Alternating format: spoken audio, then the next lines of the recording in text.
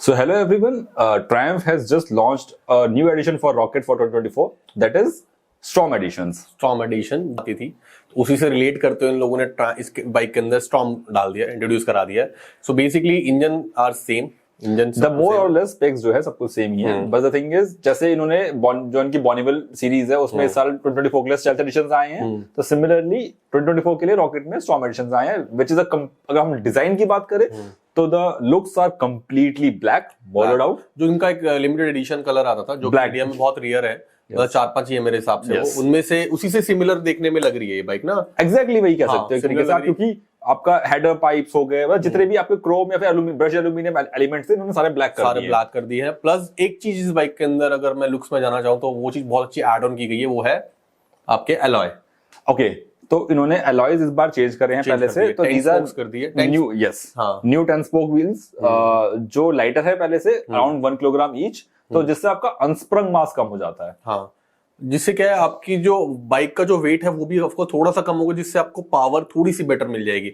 और आपकी बेसिकली देखो अनस्प्रंग मास क्या होता है कि जितना भी रोटेशनल मास है, तो अब आपकी लीनिंग हो गई, एजिलिटी हो गई, बाइक की हैंडलिंग हो गई, फिल्टरिंग, वो सब आपकी बेटर हो जाती है एक तरीके से। एंड रॉकेट कंसिडरिंग यार उसका weight is 320 kgs nearly weight, right, तो 320 kg बहुत ज्यादा हो जाता है। हैंडल करना, उसको मैनूवर करना, अगर तुम सिटी में चला रहे हो तो वो फील होता है। तो anything that helps you in getting that weight down और making the bike more nimble, it helps.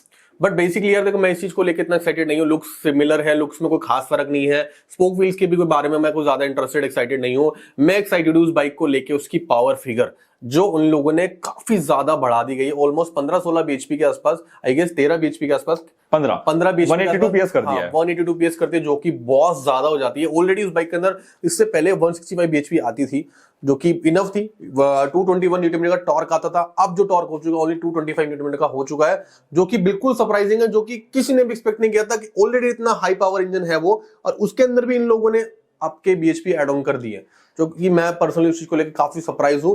और गाइस उस बाइक का जो वेट है, उस बाइक की जो पावर डिलीवरी है वो नेक्स्ट लेवल है, और इतनी पावर एड ऑन होने के बाद तो वो भाई आतंक मचा देगी।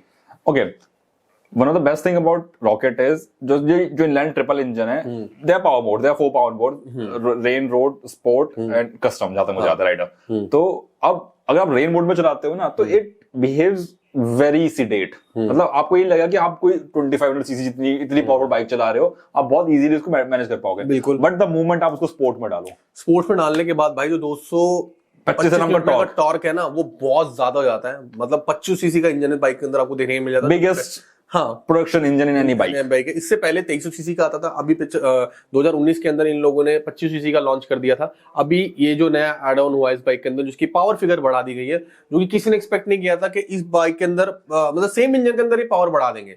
बस खाली इंजन तो सेम ही है, बस खाली ट्यूनिंग का फर्क हो जाता है। Internals and everything of engine are same, कुछ में वैसे चेंज नहीं किया, जिसने ECU ट्यूनिंग चेंज करी है। सबसे बड़ी चीज, this is now like the stricter emission norms आए जा रहे हैं। यूरो 5 में .2 आ गया है, .2 आ गया, बिल्कुल, जो कि उसके बाद भी पावर कम नहीं हुई, बड़ी है। तो ये बहुत अच्छी यूएसपी होने वाली है इस बाइक को लेकर। पर्सनली ये बाइक भाई बिगनर्स के लिए बिल्कुल भी नहीं बनी है। ये this bike not for beginners, क्योंकि इस बाइक को चलाने के लिए आपको अच्छा खासा एक्सपीरियंस चाहिए।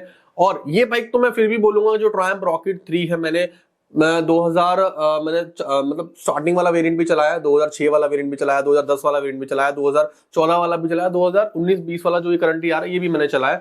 तो अगर राइडिंग एक्सपीरियंस की बात करो तो पुराने वाला रॉकेट चलाना तो भाई किसी की बस की है भी नहीं जल्दी से, क्योंकि वो वेट इतना हैवी है, वो बिल्कुल बहुत अनकंफर्टेबल बाइक है चलाने के अंदर। लेकिन को जब चलाओगे ना, जब लेके निकलोगे तो आपको पता लगेगा मैं एक्चुअल रॉकेट चला रहा हूँ।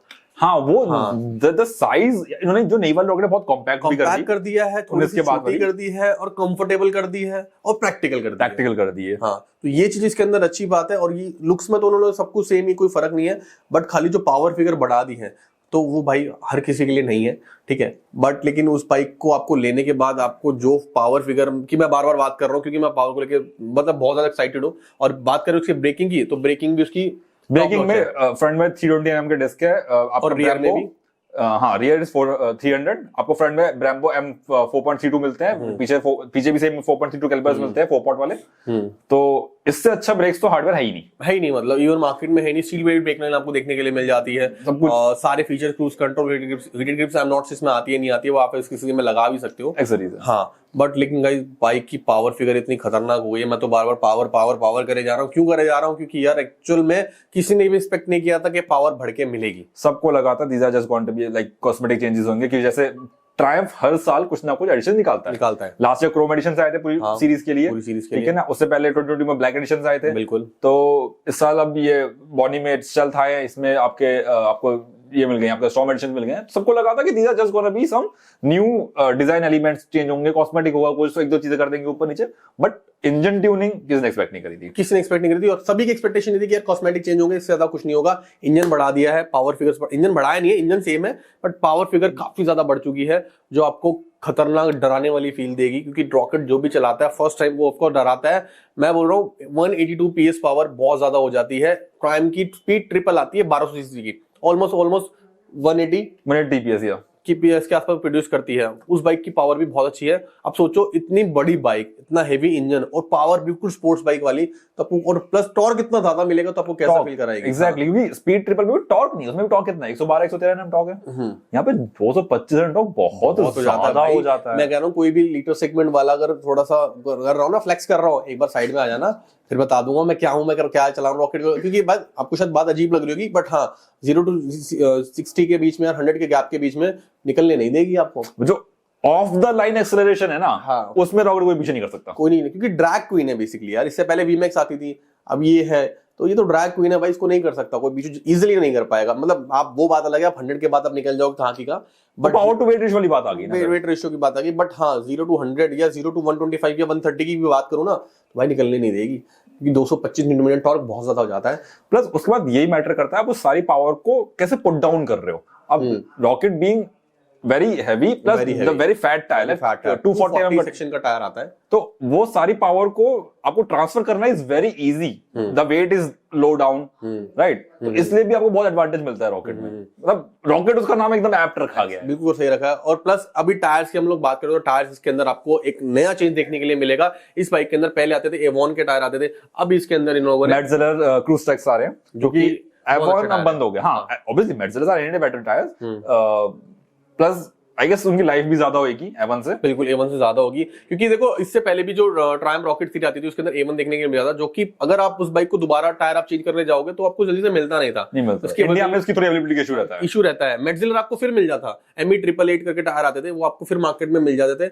और जनरली जितने भी रॉकेट राइडर हैं वो वही टायर उसके अंदर इंस्टॉल कराते थे। अब आपको सेम वो टायर आपको स्टॉक में आपको देखने के लिए मिलेंगे, जो कि काफी अच्छी USP होने वाली है।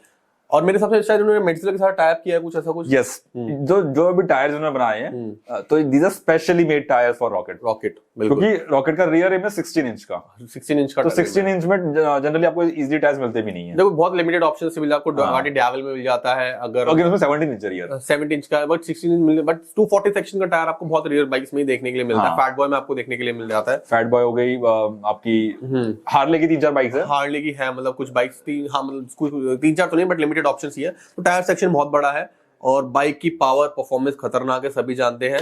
और इसके अलावा जो मेन सबसे ज्यादा जो इसकी यूएसपी है, जो एड ऑन हुआ है, वो है इसकी 10 स्पोक्स अलॉयज, प्लस दूसरी चीज आ गई इसकी power figures and all murdered out bat movie and fourth is tyres आपको इसके अंदर आपको डिफरेंट देखने के लिए मिल जाएंगे, जो कि मेटजिलर के हैं।